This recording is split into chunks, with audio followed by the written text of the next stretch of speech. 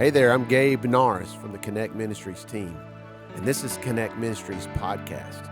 If you're a church leader, a pastor, or anybody related to a church that's interested in helping your church meet new people, get better at assimilating those people into the life of your church, this is the podcast for you. Let's get started with today's conversation.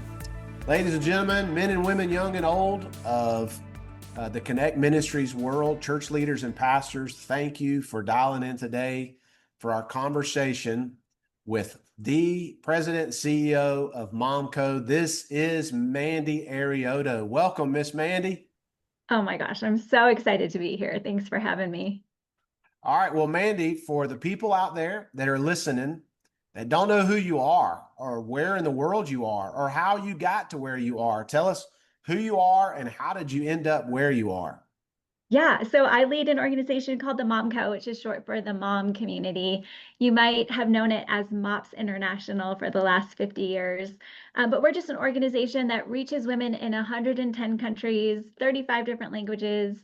And I ended up here because 15 years ago, I sat in a MomCo group. A friend invited me, and at first I was like, that's not really my scene. But she invited me, and it ended up changing my life. And a few years after that, I got a call from the MomCo asking me to come out and join the team, and I turned them down. And that night, I was laying in bed. It was the middle of the night, and it sounds ridiculous, but I woke up in the middle of the night, and I felt like I heard God audibly say, "You need to go, and you need to go now." We lived in San Diego at the time. Headquarters were in Denver. And so I told my husband the next day, and 8 days later, we were in a U-Haul. We didn't have a place to live. We Wow. didn't know all the details surrounding it. It didn't make any sense, but we knew that God was calling us out here. And so it was the best decision that we didn't actually make, that God really prompted us to make for us. So that's how I got here. And it's been a decade of leading the organization, and it's the most exciting and energizing work I've ever done. So I got to ask the leaders that I'm around that I respect the most, and it seems like God's hand is on their work the most, are the leaders that operate out of a deep burden. Just that they can't imagine not doing what they're doing. They're not just going to work. They're compelled to do what they do. And I'm curious. You moved halfway across the country or a long way from where you were living. There was something about this organization that this mission that grabbed your heart. What is it that breaks your heart? What can't you stand? Why in the world do you do what you do? What I recognize and what I see every day, and this is the reason why we moved here, is that God is doing something uniquely powerful and important through the lives of moms. And moms in this generation have burdens, calls on their life, things that God is asking them to do that is different from other generations. And so, what I see is that if you reach a mom for Jesus, it is exponential multiplication. Her kid meets Jesus, her husband meets Jesus. She spreads the word of what is going on in her own life. And so, one of the most significant and powerful ways that we can spread the kingdom of God is by reaching moms. And I see that in my work now. I saw that 15 years ago when I got invited to a MomCo group, and it changed my own life. And so I just feel like God is using moms in a unique way in this moment in history, and I want to be a part of it. Well, I know that a lot of churches and pastors that are listening right now are trying to figure out, how do we meet new people? How do we get more families and more people assimilated into the life of the church? What is it that what is it that church leaders and pastors need to know about moms? I know that we're getting moms on our minds right now, and we're thinking critically about moms. If you were talking to a bunch of churches and pastors, what would you want them to know? Yeah, such a good question. Well, I'll start by saying I get invited to speak at a lot of marketing conferences with like Fortune 500 companies. And you might be thinking, why does the leader of a Christian nonprofit get invited to speak at these marketing conferences? And the reason is I was sitting backstage listening to a speaker who was going on before me. He was a marketing exec at Unilever. And this guy's up on stage and he's talking about how they've shifted their entire marketing strategy for their entire organization to reach moms. And he says that the single reason that they're doing that is because moms are evangelists. And the single best way to spread the word about a product is to reach the moms. And it got me thinking, oh my goodness, if marketing executives on stage at Fortune 500 marketing companies are talking about the power of moms, what would it look like for the church to as well? And so, as I dug in a little bit to look at the research that these marketers are looking at, what I found is that moms are responsible for about 90% of household purchases. Their Wow. spending power is about $2.4 trillion, which is, just to give you an equivalent, it's like Italy or Canada or France's GDP, individual GDP. So mom's spending power is more than individual companies. The UN said if you want to raise a community out of poverty, the single best way to do that is to start with the moms. What we see in Barna research is that moms are the ones who are bringing young adults and teens to church. And teens say that the single most important influence in their spiritual life is their mom. And that doesn't discount dads. Dads are incredibly important, but I lead a mothering organization, so I'm going to brag on moms for a minute. Um, but what we see in our work is that when churches take moms seriously, and what I will tell you is I was in pastoral ministry for 15 years before coming to the MomCo. And so I sat around tables strategizing about how to grow our church and how to reach people. And never once did moms come into the conversation. And I was a mom. So this is not like an indictment. It didn't even cross my mind that moms could be someone, a people group that we focus on to grow our church and grow the kingdom. So what we see from marketers across the country is that if you want to grow your church, if you want to increase the funding that's coming in, if you want to raise up volunteers, if you want kids to come to your midweek programs, the single best way to do that is to start with the moms. Okay, so your phrase there is we got to take mom seriously. If you want to do A, B, C, and D, you got to take mom seriously. Where could a church leader and pastor start? What does it practically look like to take mom seriously? Is there something that she's looking for? Is there a certain a way that she wants to be engaged by the local church? Is there something that grabs mom's heart? What is it that would make mom want to leave that experience and want to go be this megaphone in her community so that more and more people hear about what's going on in the context of the local church? Yeah, so I'll address that from two different angles. One, women who have faith already, who are followers of Jesus. What we hear from moms a lot is when they come to church, they're expected to do the same kinds of things that they're expected to do at home. Make coffee, watch the kids. And the language that we're hearing, we did a Barna study a few years ago called Motherhood Today. And what that study revealed was women were saying, I have to do all those things at home. Why would I go to church and be asked to do those same things?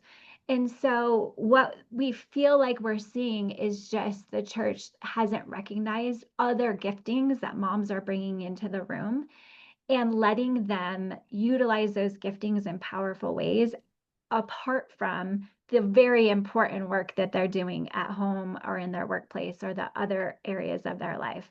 So, it's really inviting women into deep thought, into strategy, into welcoming, into places that they maybe aren't being utilized. And then for women without faith, that's where the MomCo comes in.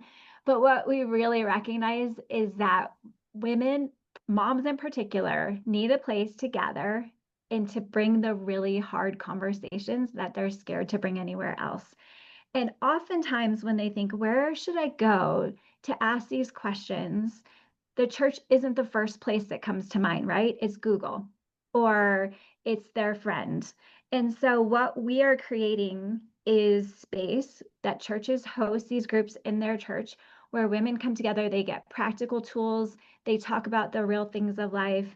They talk about how to improve their marriage, how to be a better mom, how to address their addiction because moms are struggling. And when we can help them with practical tools to have the honest conversations and point them to Jesus, who is the ultimate solution, that changes everything. But they need a place to come together and have honest conversations.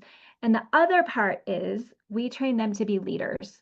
So not only are we addressing their practical needs, but we're raising them up to be leaders in the church, in their community, in their home. And so we're giving them tools to help them remember that they have significance and they have purpose. And mothering is important, but God's calling them to more than that as well. Well, you alluded to MomCo and the work that you guys do with churches. Let's say there's a church or a pastor that's listening today that wants to take a step closer towards working with MomCo. What would that look like? What would they need to do? Where would they go? What would the benefit of that be in the context of their church? Yeah, it's really simple. You can just go to themom.co and we will connect you and give you everything you need to start up a group. We give you marketing materials, social media materials, curriculum that lasts you for the entire year. We provide leadership training for women to come in and get trained on how to be a leader, but also how to be a good volunteer in your church. We want to make it easy on you because you have so much going on, and we want you to be able to do what only you can do. And so, our job is to train leaders to represent your vision, to represent the work your church wants to do in the world, and then to multiply that and welcome more women into the congregation. And what we see is that pastors report that women are coming, they're bringing their kids, they're meeting Jesus, they're bringing their husbands, and then families are getting baptized because they're all recognizing how significant Jesus is and how compelling and winsome the community of faith around them is. And our ultimate goal is to connect them with your church for lifelong faith formation. We're just a side door that helps you get Yeah. new families into the door of your church. Well, you are certainly you understand moms way more than I do, and certainly more than a lot of our audience does. I know in the Connect Ministries office, just this weekend, Mandy, we had a brand new baby born, and so Drake and Rachel are getting used to fatherhood and motherhood, and so I know that just talking about moms is such a broad subject. I'm wondering even more specifically inside of moms, if you have any insight for what churches could do to better build life-giving relationships with new moms. It's a whole new world, brings on its whole new set of uh, topics or single moms. You know, is there something specifically within moms you would just say, I wish we could live in a day where more churches would be more mindful of what new moms or maybe single moms might be going through or looking for. Yeah. So what we really see with new moms in particular is it's such a big, and we know this and we've talked about this for decades, but becoming a parent is this moment where so much shifts and you become open to things and asking questions that maybe you haven't in the past few years or even in the rest of your life. And so what new parents desperately want is people to come around them and remind them that they've got it, that they can do it, and that they have a place to come that is going to provide for practical needs. So it sounds so simple and so silly, but providing meals for the first couple weeks that you bring home a new baby is transformational. And it just reminds young families that we see you, we've got you, and we're providing a practical need. And I love how throughout scripture, God's story is told around tables and meals, right? Starting in the garden and after we fall, God says, I'm going to redeem you through meals throughout scripture. We look at Passover, we look at Jesus sitting around a table with his friends. Meals are significant to the story of God. And so when we provide meals, we're being the hands and feet of Jesus in a really tangible and practical way. I'm curious, Mandy, as you think back over your years serving moms, investing in moms, equipping moms, growing up moms, helping the church engage moms, I'm wondering if there's one mom that comes to your mind and your heart where you would just say, of all these years of all this investment, if only for that one mom. I know her face or I know her name or I know her story. I've actually seen the church be really effective at engaging that mom. And I'm seeing now the difference that has made in her life, her family's life, the community around her. What's a story that just reminds you this works? If churches can be effective at it, it works. I've seen it. I have thousands of stories that I could share with you from all over the world. But I'm going to tell you a really simple story. So I was in Arizona a few years ago at a church that hosts a MomCo meetup. And I was sat next to this woman. We were around a big table. We had coffee together. And then, right as I was getting up to speak to the group, she looked over at me and she's like, "Hey, there's something I need to tell you." She's like, "Do you see this little bowl of change in the middle of the table? They call it change for change." And what this particular group did is they took their pocket change every meeting and put it in this little bowl around in the middle of the table. And then the coordinators would take that change and they would go and buy gift cards or different things that they could use to reach moms in their community. And she said, "You see that little bowl of change?" She said, "Well, last year my husband got laid off and he's been struggling for about a year. He hasn't been able to find work. And a couple of months ago, we didn't know how we were going to buy groceries." She's like, "We were desperate. We literally didn't know how we were going to feed our kids." This is in a very upper scale area in Arizona. And so she said, "We didn't know what we were going to do." And the next day, I hear a knock on our door, and it's the two coordinators from our group. And they came and they said, "Hey, God just prompted us and said that we should come and that you might need a little help." And so we made this basket, and it was a basket full of groceries with gift cards and all sorts of other things. And she said it was enough to float their family for a month. But the remarkable part of it was the next day, her husband looked at her and said, "Hey, I don't know anybody who does this kind of thing. I'm curious about these people that came over to our house yesterday and helped us out." And so her husband started going to church. And then a couple months later, he got baptized. And then she got baptized and her kids got baptized. And now they are participating in their church in this really profound way. They're volunteering at VBS and leading kids ministry, and it changed their lives because a few people showed up at their door with a couple of gift cards and some groceries. And I hear that story over and over and over again. So I think our kindness, and at Connect, you are so good at helping churches think outside the box and think differently and provide practical needs and deep friendship. And all of that is just saying, "I see you. I'm here to meet your needs. And we're going to get a little scrappy to care for you in ways that really matter to you personally." And so I think you do such a brilliant job at just helping us all think a little bit differently about how to be people of the kingdom.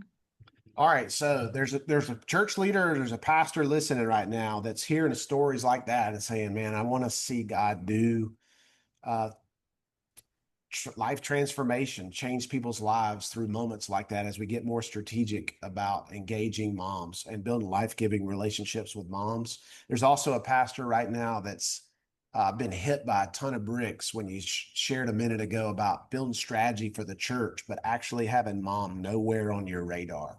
Let's say you weren't the president and CEO of MomCo right now, but instead you could just come be on a church staff and you were able to take your heart from moms, but you could pursue moms through life-giving relationships on a church staff. If you're a church staff member, a church leader, a pastor, and if that's what your role was, Mandy, where would you start? What for the pastor that's just trying to get started? Where's a good starting place for that church? And Momco can't be my answer, because that would be my answer. Okay. Surely before I was even at the Momco, I know I lead this organization, but if I was pastoring a church, that's exactly where I would start. And that's not a biased answer. That's genuinely what I would do, because it's so low. It's a low ask for church leaders. We mobilize volunteers who run the program. And truly, we see this every single day. Churches are saying that they're having young families flood their doors because moms are coming and hanging out with each other. So that's really where I would start. That's my genuine, honest answer. All right. If you're a pastor that's listening right now, I want you to know that the Connect conference is coming up in January of 26. And Lord willing, you'll be there. And when you get there, there's going to be amazing speakers. People like Mandy are going to be sharing with us how we can become more effective at being the type of church that meets new people. But that's not the biggest win of our conference. We don't want you to leave and your biggest takeaway be, "Wow, those speakers are incredible." We want you to know we're not just going to talk about a topic. We're going to help you build a personalized game plan of how you can actually personalize this way of thinking in your church. And Mandy's going to be there to do that with us. She's going to be sharing about how your church specifically can become more effective at building life-giving relationships with mom. Mandy, why in the world are you going to be at the Connect conference of all the places you could go? And why should a pastor consider being there as well? Well, I think the Connect Conference is one of the best places where church leaders can reimagine and re-energize their passion for doing ministry. And some of my favorite things are what Connect does so well. I really believe that ministry doesn't have to always feel cumbersome and overwhelming and exhausting. I'm a big fan of having some fun. And I think God would call us to have some fun too and reimagine and rethink and throw parties for our church, the people who are coming to church, and rethink ministry. There are ways of doing ministry that haven't been thought of yet. And so together at Connect, we can do that. We can reinvent and reimagine and love Jesus and win people to Jesus in some compelling ways that are out of the box and so life-giving that we wake up and can't wait to get into church that morning. So that's why I'm going to be there. I just love the work Connect does and feel like it fuels us in a unique way that helps us to have a bigger vision for the kingdom. Mandy, one of the things I've been reminded of during our conversation today is in every community that's represented on this conversation, there are lots of pillars in that community, but chances are mom might just be the most influential person living in every single community that's listening. So if that's true, let's get highly effective at building life-giving relationships with her. And maybe, just maybe, she will share her story of life change with those within the places that she works and lives and plays and all, her entire tribe. May that be true in your context as you listen to today's conversation. Hey, if you want to be the type of church that meets new people, come to the Connect conference. We want to help you do that even more effectively. Hey, Mandy, thank you for your time today, and we're looking forward to seeing you in January at the Connect conference.